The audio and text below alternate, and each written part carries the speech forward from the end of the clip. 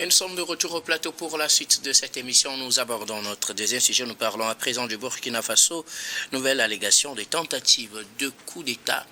Il n'y a pas encore de communiqué officiel, mais nous l'appelons allégation parce qu'une chose est sûre, il y a eu cette mobilisation des partisans du capitaine Ibrahim Traoré dans certaines villes du Burkina pour, disent-ils, déjouer cette tentative de coup d'État qui aura été planifiée contre le capitaine Ibrahim Traoré dans la nuit de samedi 3 au dimanche 4 janvier 2026. Ça fait la énième fois que le capitaine Ibrahim Traoré serait victime d'une tentative de coup d'État. Heureusement, qui ont été déjouées, des arrestations signalées par-ci par-là, mais comme je le disais en introduction, pas encore de communication officielle de la part de l'État pour situer l'opinion. Des gens auraient planifié de renverser le pouvoir de Ouagadougou et parmi les personnes suspectées, l'ancien président de la transition ou disons l'auteur du coup d'État contre Roch-Marc Christian Traoré, le Paul-Henri Sandaogo Damiba, qui serait encore derrière cette nouvelle tentative de coup d'État. On attend d'avoir la confirmation officielle à travers la communication de la présidence du Faso, mais en attendant, nous en parlons avec nos invités. Et je vais commencer par vous, Germain Pouli. Je le disais, ça ferait la énième fois qu'on parle sur ce plateau des tentatives de coup d'État contre Ibrahim Traoré, tentative qui aura été déjouée. Et pour cette fois-ci, les partisans de Ibrahim Traoré se sont mobilisés à Bobo-Dioulasso, à Ouagadougou, pour déjouer cette tentative qu'ils ont annoncée dans la nuit de samedi à dimanche. Oui, les tentatives de coup d'État, surtout dans les pays où les militaires eux-mêmes sont arrivés par les coups d'État, c'est récurrent. Et parfois c'est réel, parfois c'est totalement monté de toutes pièces pour peut-être pour avoir plus de popularité, pour éliminer aussi des personnes dans l'armée, des militaires auxquels on ne fait pas forcément confiance. Et donc, les tentatives, il y en a toujours. Maintenant, quelles sont les vraies tentatives et quels sont les coups d'État imaginaires destinés à renforcer le pouvoir de celui qui est là, donc on ne saura jamais. Toujours est-il que quand on dit qu'il y a tentative, on va voir que les partisans se mobilisent et soutiennent davantage. Donc pour la présumée victime, c'est plutôt une bonne chose. Et après, si le coup d'État est réel, ça veut dire que c'est vraiment une menace sur la stabilité du pays. Et on ne serait pas surpris, comme je le disais, parce que quand vous venez par un coup d'État, souvent vous attendez aussi à un coup d'État, parce que vous savez comment on arrive au pouvoir et vous imaginez aussi que d'autres personnes peuvent utiliser les mêmes moyens. Maintenant, est-ce que c'est un coup d'État avéré? On saurait le dire. Sauf qu'une fois encore, les partisans du président Ibrahim Traoré accusent celui qui l'a renversé, donc le colonel Damiba, qui se trouve réfugié ici au Togo. Et donc, est-ce que véritablement, à partir du Togo, il peut organiser un coup d'État? Moi, personnellement, je n'y crois pas. Maintenant, est-ce que c'est en interne au Burkina Faso qu'un tel plan peut être organisé? Parce qu'on parle des camps au niveau de Bobo, au niveau de Ouagadougou. Et donc, c'est pas totalement clair. Peut-être qu'il faudrait que, vu qu'on a arrêté des militaires dans cette affaire, qu'un procureur donc sorte un peu pour expliquer davantage les circonstances de cette énième tentative et puis les implications réelles. Donc après, vous savez, quand vous êtes au pouvoir, que vous avez démis quelqu'un du pouvoir qui n'est pas trop loin, qui est dans un pays étranger, un pays limitrophe, on a souvent tendance aussi à lui imputer tout ce qui ne va pas. Maintenant, est-ce que c'est vrai? Parce que quand on voit la position du Togo par rapport à l'AES, et même le choix annoncé il y a quelques mois par le ministre des Affaires étrangères du Togo, qui annonçait la candidature du Togo à l'AES, ça m'étonnerait avec un plan de déstabilisation viennent d'un pays comme le nôtre, mais je ne dédouane pas totalement le colonel Damiba pour dire qu'il est innocent, mais ça m'étonnerait quand même. Oui, mais Germain Pouli, même si le Togo, avoir sa proximité avec l'actuel pouvoir au Burkina, ne cautionnerait pas ça, ça n'empêche pas quand même Damiba de planifier quelque chose. Oui, mais il est au Togo. Oui, alors, est-ce que le fait qu'il soit au Togo l'empêche de planifier quelque chose contre son pays? Je pense que les autorités togolaises peut-être feraient attention à cela, parce que ça, le Togo, c'est un pays qui veut avoir de bonnes relations avec le Burkina, avec ses voisins. Et même dernièrement, quand il s'est agi du coup d'État au Bénin, les gens ont envie de citer le Togo, tout simplement parce que le Togo n'avait pas envoyé des renforts, comme le Nigeria, alors que par le passé, sur plusieurs appels à intervenir, le Togo est allé au secours du Bénin. Donc, les gens avaient dit le Togo avant de se ressaisir. Après, on dit que c'est le Niger, finalement. Vous voyez, donc, dans le cas du Burkina, à partir du moment où le Niger est de l'AES, si ce n'est pas le Togo, ça va être le Ghana ou la Côte d'Ivoire. Et vous savez que plusieurs coups d'État, on a dit que c'est parti de la Côte d'Ivoire aussi. On a attribué au président Ouattara donc d'avoir s'être associé à des gens au Burkina. Maintenant, je ne suis pas en train de dire que le coup d'État n'est pas vrai.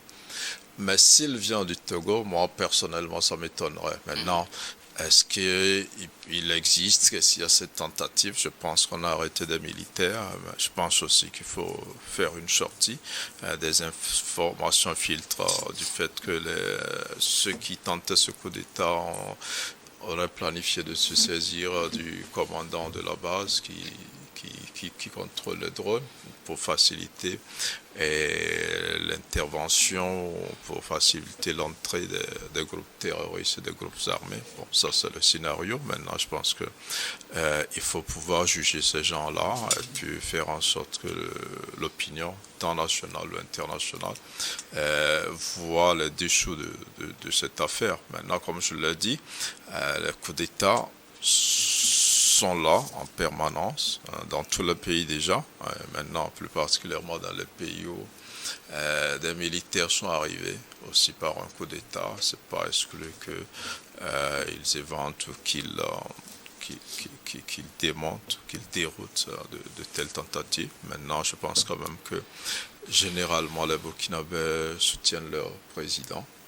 Il a une forte adhésion populaire derrière lui. Et ce genre de manœuvre aura beaucoup de difficultés, à mon avis, quand on voit un peu l'adhésion, en tout cas d'une bonne majorité de Burkinabés, à ce que le président actuel est en train de faire maintenant. Comme je l'ai dit, c'est le énième coup d'État manqué.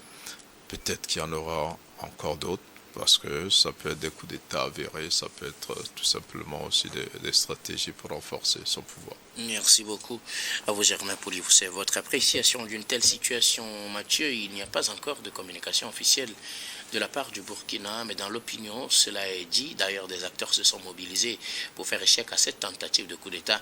Le capitaine Ibrahim Traoré aurait été visé dans la nuit de samedi à dimanche par une tentative. Bon, et la situation me paraît un peu paradoxale parce que, comme d'entrée le doyen le disait, Ibrahim Traoré lui-même est arrivé au pouvoir par un coup d'État. Et j'ai l'impression qu'on utilise ces allégations pour renforcer plutôt le pouvoir que de dire qu'il y a vraiment des coups d'État qui sont perpétrés. Et ça m'amène à dire qu'il est temps que de façon unanime qu'on s'accorde à dire que les coups d'État ne sont pas vraiment une bonne chose. Et à partir du moment où l'armée ou bien le militaire arbitre qui devient acteur politique, il y a problème. Et si je ne dis pas que le militaire ne peut pas être acteur politique, mais lorsque le militaire veut être acteur politique, il faut démissionner de l'armée pour s'engager en politique, que de vouloir forcément accéder au pouvoir par un coup d'État. Parce que si les allégations sont avérées, rien ne prouve que celui qui prépare ce coup d'État n'est pas meilleur que Ibrahim Traoré. Et donc, ces accusations, pour moi, aujourd'hui, au lieu de s'attarder sur ces allégations, c'est plutôt de tirer les leçons des coups d'État que nous avons déjà connus et faire en sorte que désormais le coup d'État soit totalement condamné, sévèrement condamné en Afrique, pour permettre à ce que les élections soient régulièrement organisées et que le président qui vient en bénéficiant de la légitimité pour exercer son mandat de façon légale. C'est mieux que parfois de présenter des arguments, poser problème comme la sécurité interne de l'État ou bien la souveraineté de l'État pour accéder au pouvoir et s'inquiéter en retour que d'autres personnes aussi puissent apporter leurs revendications et préparer un coup d'État.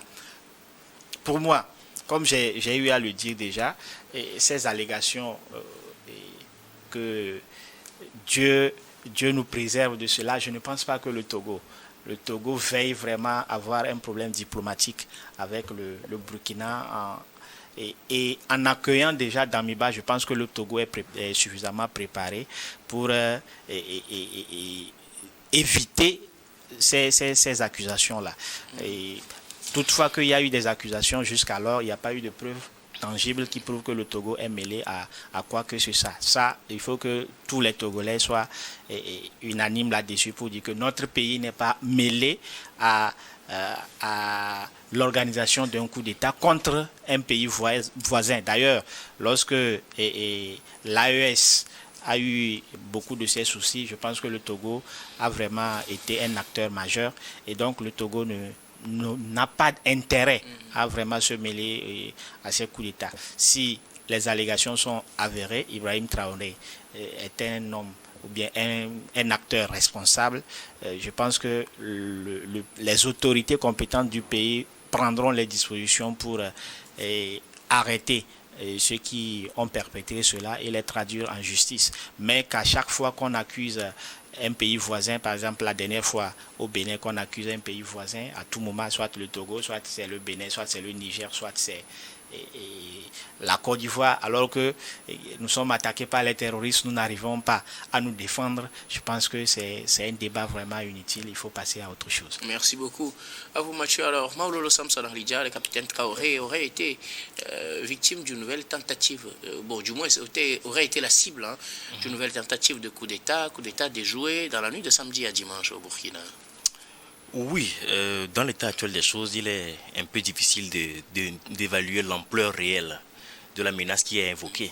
Comme l'a dit le doyen tout à l'heure, il peut s'agir d'une stratégie pour renforcer son pouvoir, faire des purges dans l'armée. En passant par là, faire des purges dans l'armée, renforcer son pouvoir. Comme il se pourrait aussi bien qu'il y ait vraiment des gens qui caressent l'idée de se voir au pouvoir et qui, dans le noir ou dans les pénombres, ourdissent des complots en collaboration avec d'autres personnes qui seraient installés dans tel pays ou dans tel pays. Mais on va s'en tenir au fait, c'est que on n'a pas vu de mouvement de troupes à Ouagadougou Bobo. Quand il y a un coup d'État, souvent ce qui se passe, c'est que la bande de l'armée qui fait le coup d'État sort, essaye de semer la confusion pour que les autres unités soient paralysées, le temps de prendre la radio, de prendre l'aéroport et de passer à la télé, de dire maintenant qu'on a pris le pouvoir et d'arrêter le président. On n'a rien vu, même comme un début d'exécution à cela. Tout ce qu'on a, c'est des propos d'un activiste qui est très connu sur la toile, il s'appelle Ibrahim Maïga, qui aurait publié sur les réseaux sociaux qu'il saurait de sources sûres selon lui et qu'il y a un processus de déstabilisation du pays qui implique le fait d'attaquer et de tuer des membres des forces de défense et de sécurité. Vous voyez, ça c'est des phrases, excusez-moi, un peu bateau. Et, bon, on ne cite aucune source, on ne cite pas d'où on tient l'information. Et c'est lui aussi qui dit qu'il aurait des vocaux qui impliqueraient l'ancien président Damiba. Et c'est par rapport à cette sortie-là qu'on a vu des jeunes se mobiliser pour défendre leur président. C'est la énième fois qu'on assiste à un scénario de ce type-là. L'audio n'a pas été authentifié jusque-là. On ne peut pas savoir, ce n'est pas une vidéo, on ne peut pas savoir exactement si c'est moi qui parle dans un audio ou pas. Plusieurs personnes peuvent avoir des voix qui se ressemblent au fait. Donc c'est juste par rapport à ça qu'on parle d'une menace et que la sécurité dans certaines casernes a été renforcée. Donc, est-ce qu'il faut prendre tout cela au sérieux? je ne saurais le dire, mais les circonstances dans lesquelles la menace même est évoquée nous fait penser plutôt qu'il s'agirait peut-être d'une façon de pouvoir consolider un pouvoir, parce qu'à chaque fois qu'on évoque une menace de coup d'État, on peut faire des purges, on peut essayer d'enfermer ou de mettre à la retraite certains officiers trop ambitieux ou qui, sur le terrain, font preuve de tant de bravoure qui commencent à être appréciés pour consolider un pouvoir. Malheureusement, lorsqu'on prend le pouvoir par les armes, on craint toujours de se revoir aussi arraché par les armes. Et c'est un peu ce qui se passe dans le cas, non seulement du Burkina, mais des deux pays de l'AES aussi. Alors, oui, Maololo Samson, quand on le prend comme ça, est-ce qu'on n'est pas en train peut-être de banaliser quelque chose qui serait sérieux parce que c'est vrai, quand on prend le pouvoir par les armes, on craint de se faire renverser par les armes, mais cela n'empêche pas que, effectivement, des gens aient l'intention de vous renverser par les armes. Oui, et malheureusement, lorsque vous prenez le pouvoir par les armes et que vous n'arrivez pas à enclencher un processus de transition pour aller vers un pouvoir civil, vous allez toujours vivre dans la peur là. Mais n'oubliez pas qu'il fut un temps où vous aussi vous étiez dans l'ombre en train de vous dire un complot pour renverser quelqu'un. C'est un peu paradoxal. Et c'est une logique assez ambivalente. Quand c'est moi qui le fais, c'est bien. Quand c'est l'autre qui le fait, c'est pas bien. Donc n'oubliez pas aussi qu'il fut un temps où vous étiez aussi dans les pénombres en train de dire des complots pour renverser quelqu'un. Donc l'idéal serait que les coups d'État soient du passé en Afrique. L'idéal serait. Malheureusement, pour pouvoir y arriver, il faudrait aussi que les pouvoirs civils soient honnêtes et sérieux. Lorsque vous passez 10 ans ou 5 ans à la tête d'un pays et que 60% du pays vous échappe, vous démissionnez et vous passez le flambeau. Vous n'organisez pas les élections dans ces conditions-là pour faire voter juste 40% de la population et pour dire que vous êtes vainqueur. Lorsque vous le faites, vous avez verrouillé les circuits légaux pour que les gens puissent avoir le pouvoir. Ce qui va se passer, c'est soit une rébellion ou soit un coup d'État. Donc, idéalement, ce serait que ça cesse, mais il faudrait aussi pour cela que les pouvoirs civils soient plus sérieux. Et malheureusement, au Sahel, ce qui a favorisé ces coups, c'est que les pouvoirs civils n'ont pas été du tout sérieux, n'ont pas pris l'ampleur de la situation comme cela devait se faire. Maintenant, s'il y a coup d'État ou pas, je pense qu'un communiqué officiel pourra nous situer avec des preuves à l'appui et on pourra savoir si la menace était réelle ou s'il s'agissait d'une fausse alerte. Merci beaucoup. En tout cas, on le disait depuis le début de cette émission qu'il n'y a pas encore de communication officielle de la présidence du Faso pour nous situer. Mais je voudrais aussi qu'on dise un mot très rapidement sur ces jeunes soutiens du capitaine Ibrahim Traoré. Ce n'est pas la première fois qu'on les voit se mobiliser. À chaque fois qu'il y a une alerte, et qu'elle soit vraie ou fausse, on les voit plein à se mobiliser dans les grandes artères des villes, dans les ronds-points, partout, pour faire échec, selon eux, aux tentatives qui visent le capitaine Traoré. Que dire de cela, Germain? C'est une bonne stratégie politique. Je crois que ça accroît la popularité du bénéficiaire de ce soutien. Vous savez, Ibrahim Traoré, il a comparé Thomas Sankara au Burkina Faso. Il a pratiquement le même âge, il vient du même corps, il a le même 3 barrettes. Puis il se revendique aussi de l'héritage de Thomas Sankara. Et Sankara, depuis sa mort, est resté très populaire auprès de la jeunesse au Burkina Faso. Et donc aujourd'hui, les jeunes ont rétrocédé, si je peux le dire, cet amour-là sur Ibrahim Traoré. C'est pas seulement les jeunes burkinabés, on en voit aussi un peu partout sur le continent, qui l'adulent et qui l'admirent énormément. Donc c'est pas surprenant que ces jeunes-là sortent le face. On se rappelle, il y a quelques années, on a participé au même scénario en Turquie. Là encore, c'était beaucoup plus extraordinaire parce que le Turc était sorti pour empêcher aussi un coup d'État contre Erdogan à l'époque. Et même si là encore, certains opposants diront que c'était une manœuvre pour éloigner un des opposants farouches à Erdogan, mais ça a été fait. Je crois que pour les dirigeants, ça fait chaud au cœur de voir le peuple dans la rue. Donc, même si on ne sait pas de quel côté vient la menace, on voit des gens dans la rue pour faire échec.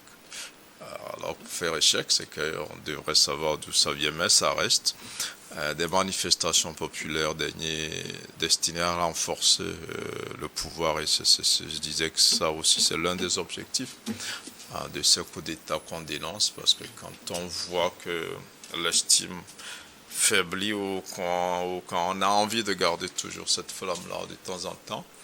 Il faut des occasions où on mesure un peu le soutien populaire, où on se fortifie un peu de ce soutien populaire-là.